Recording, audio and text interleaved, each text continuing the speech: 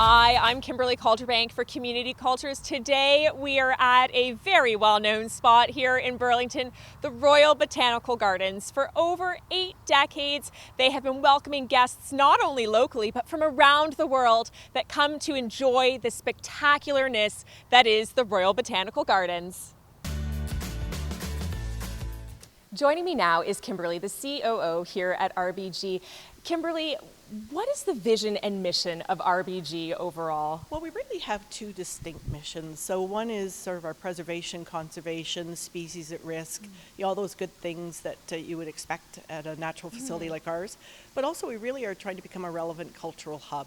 We've got live entertainment, arts and culture, culinary events. So really trying to be more things to the community and a place where people can come and enjoy no matter what their interest level. Joining me now is MJ. MJ has been a volunteer with the RBG for almost a decade.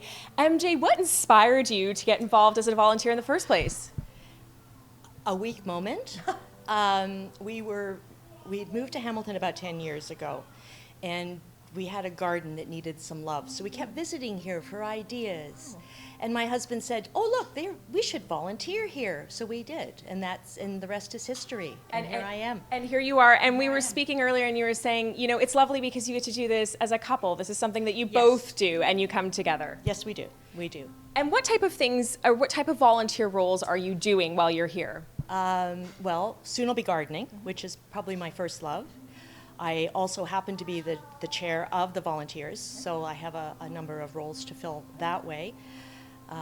I work in the winter exhibit, on the learning table. I work in for Winter Wonders. I've been on the directional, go here, go there.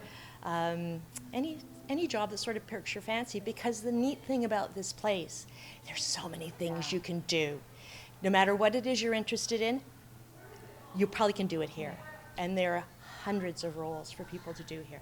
Alex has been working here for 16 years, Alex. So you've seen the RBG go through a lot of changes and most likely exciting things as well.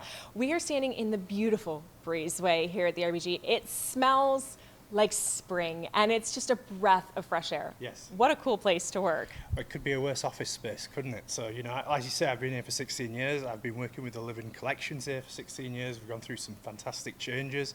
We've got the seasonal stuff. We've got stuff that changes from year to year. So it's a really, really dynamic place to work. Yeah. So we were talking horticultural, and you Yes. said live species. So Yes. for those of us that aren't really in the gardening space or a green thumb, what does that mean at the RBG? Right, so what we term the living collections are the collections that we grow outside. So things like the lilacs, the magnolias, the cherries, which are in flower right now. So those are the collections that we look after outside. We've also got some non-living collections, such as a herbarium collection. So really the horticultural living collections are the area that I work in. And it's a very exciting area to work in. Suzanne is joining me to speak directly about the statues and sculptures that are here as part of the Dan Lowry Sculpture Gardens. Can you speak to what we're standing in front of here? This is the very first sculpture that went in 2013, the start of the 20-year plan. This is dedicated to Dan's wife. Her name was Grace. She volunteered intensively at RBG and sadly died in 2006. The statue really represents who she was. The artist wants to portray what family is about.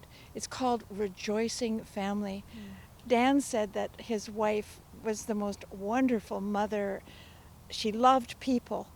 This sculpture appeared in 2013 at ZimSculpt when RBG had sculptures from Zimbabwe for the summer. Dan saw the piece, and then when his wife passed away, knew that this would be the perfect piece. Oh, lovely. It's a marvelous piece because lots of times we see visitors hug it. Tice is going to speak to us about the ecosystems here at the RBG. Tice, before we dive in, what is an ecosystem? What is an ecosystem? That's no small question, but it's all life together, interacting with each other, keeping each other in balance or pushing each other out of balance, and means people are part of the ecosystem. And so clearly then, there must be a very large ecosystem here at play at the RBG. Can you sort of touch on what that even looks like to begin?